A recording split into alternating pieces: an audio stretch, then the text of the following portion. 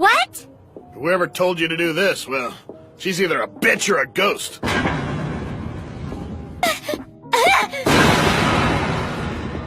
Shinobu, you don't look so good.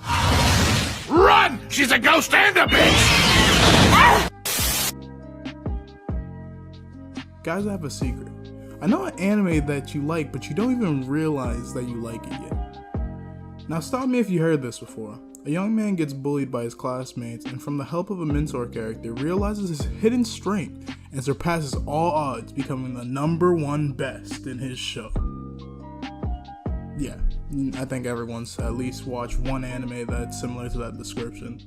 And yes, I know there's a few of you that are skeptical on whether or not you should really watch another show or another type of shonen show that has a generic plot and things like that.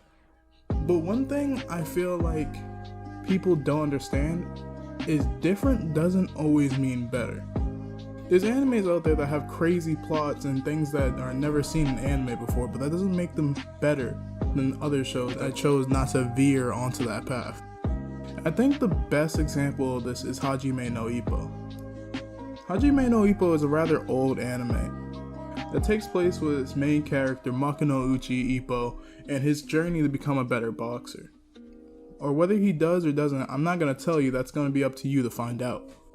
But I know that if I didn't tell you about this anime, I would be doing a disservice to you.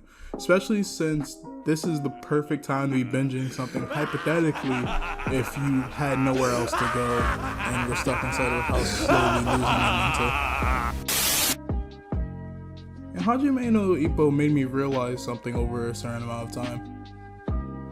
That old anime has a sort of shine that the new animes have lost over time. And that's not saying that new anime aren't better than old anime. I'm not a nostalgic junkie who thinks that anime has only been good when it was Naruto or Bleach. Believe it! Believe it! Believe it! So believe! Hajime no Ippo is an anime where it doesn't stand out because it changes the genre, but instead it works extremely hard to push in the points that the genre is already good at. The definition of an underdog is a competitor thought to have little chance of winning a fight or a contest. And for the majority of the show, Ippo honestly feels like the underdog. Ippo, despite having unnatural strength, is often placed against people who have way more experience than him. So honestly, most of the time you feel like he should lose, but somehow he clutches a win. But where I think the show really stands out is in its antagonist, and not its main character. I think a problem with anime now is we choose to give too little time to the antagonist so they seem half-baked or not interesting. And I feel like that in itself is a problem. I think oftentimes it's forgotten that the antagonist is the person in the story who's supposed to try to change the world. In a small-scale anime like this, that might not seem like an important thing, but understanding why a person fights and why that makes the fight that's happening more important is extremely crucial in an anime that's going to be based around mostly fighting. However, for most anime this seems like a problem. Hajime no Ippo excels in this specific category. There's been times when watching this anime where I genuinely wanted the other character to win the fight against Ippo. And this wasn't because I didn't like Ippo as a character, but instead I knew that why the person was fighting was really important. I won't spoil much because I want you to genuinely watch this anime, but there's been times where characters are fighting for something that's more important than Makino Uchi's record. And sometimes, even though the underdog is the main protagonist of the show, there are times when he loses and he makes mistakes.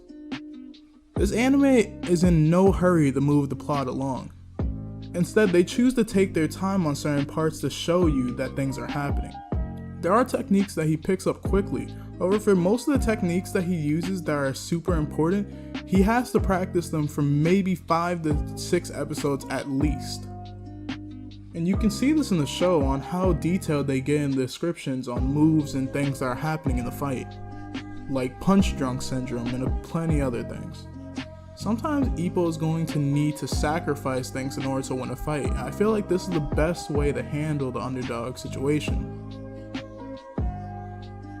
And yes, sometimes this is hype, but sometimes it just kinda doesn't make sense. Going back to an anime we just stated, like Naruto versus Neji.